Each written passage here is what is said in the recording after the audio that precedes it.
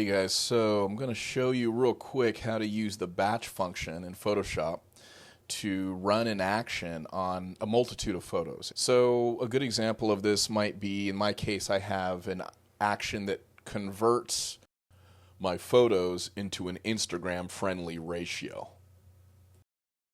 Because IG requires 4:5, and obviously with photos that come out of a professional camera, they're 2:3. And so in order to fix that, we have to convert that to a ratio that IG will like.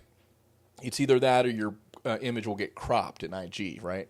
So let's say I have these photos in Lightroom, for example, and let's just open these three. Okay, and so I have these three photos in Photoshop now. Okay, so we'll go to File and we'll go to Automate and we'll select Batch.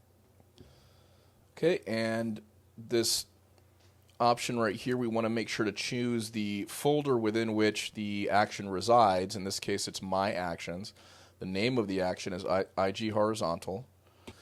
Okay, and for the destination, we're just going to choose None because part of my action includes a save option. And so it should prompt me automatically because of the action. If you don't have a save as part of the action, then you can choose Save and Close, and then it will prompt you to save it, and it will ask you for a destination. But in this case, it should just work for me because it's part of the action. So source is going to be Open Files, and we'll run it.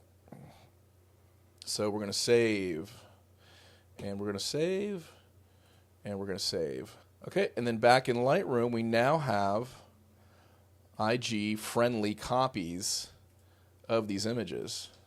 But anyway, that's a really nifty way and quick way to run actions on a multitude of photos that you have open in Photoshop or that you have in a folder located elsewhere on your PC.